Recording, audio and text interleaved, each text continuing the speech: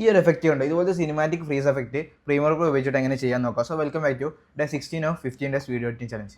So ഇതുപോലെ clip ടൈംലൈനിൽ drag ചെയ്തിട്ടതിന് ശേഷം സെക്കൻഡ് ക്ലിപ്പ് സെലക്ട് ചെയ്യുന്നുണ്ട്. ഇൻസേർട്ട് ഫ്രെയിം ഹോൾഡ് സെഗ്മെൻറ്റ് എന്നുള്ളത് ക്ലിക്ക് ചെയ്യുക. അപ്പോൾ ഇതുപോലെ ക്ലിപ്പ് കട്ടാവും.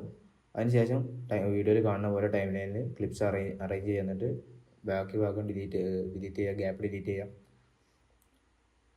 അതിനുശേഷം ഈ ക്ലിപ്പിൻ്റെ ഡ്യൂറേഷൻ കുറച്ച് കുറക്കാം. ഈ ഒരു ക്ലിപ്പാണ് നമുക്ക് ഫ്രീസ് ആയിട്ട് സെക്കൻഡ് വീഡിയോ ഫ്രീസ് ആയിട്ട് വരുന്ന ഈ ഒരു ക്ലിപ്പാണ്. അപ്പോൾ ഈ ക്ലിപ്പ് എഫക്റ്റ് പോവുക. എന്നിട്ട് അതിന് ശേഷം ഇതുപോലെ പെൻ ടൂൾ വെച്ചിട്ട് നമുക്ക് ഈ ഒബ്ജക്റ്റ് കട്ട് ചെയ്തെടുക്കാൻ പറ്റും. ഇതൊരു മെത്തേഡാണ്.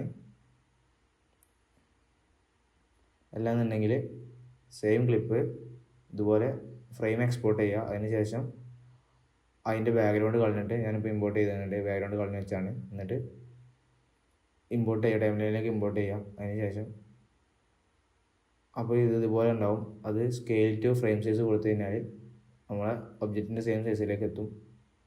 അതിന് ശേഷം അടിയിലുള്ള ക്ലിപ്പ് ഡിലീറ്റ് ചെയ്യാം, അതിൻ്റെ ആവശ്യമില്ല. ഇനി ഇമേജിൽ പൊസിഷൻ കീ ഫ്രെയിം ആഡ് ചെയ്യാം. എന്നിട്ട് ഈ കീ ഫ്രെയിം ഇമേജിൻ്റെ ലാസ്റ്റ് കൊണ്ടുപോയി വെക്കുക. സെക്കൻഡായിട്ട് പൊസിഷൻ കീ ഫ്രെയിം തന്നെ ഇതുപോലെ സൈഡിലേക്ക് ഡ്രാഗ് ചെയ്തിട്ട് ഒബ്ജക്റ്റ് ഇങ്ങനെ പോകുന്ന രീതിയിൽ സെറ്റ് ചെയ്യാം. ഒബ്ജക്റ്റ് ഫുള്ളായിട്ട് ഫ്രെയിമിൽ നിന്ന് പോകുന്ന രീതിയിൽ സെറ്റ് ചെയ്യാം. ഇനി നമുക്കിതിൻ്റെ പ്രിവ്യൂ കാണാം. അതിന് റണ്ടർ ചെയ്യണം. ഞാൻ റണ്ടർ ചെയ്യുന്നുണ്ട്. റണ്ടറൊക്കെ ചെയ്യുന്നത് നിങ്ങളെ സിസ്റ്റത്തിൻ്റെ ക്യാപ്പബിലിറ്റി അനുസരിച്ചിരിക്കും റണ്ടർ ചെയ്യണോ വേണമെന്നുള്ളത്.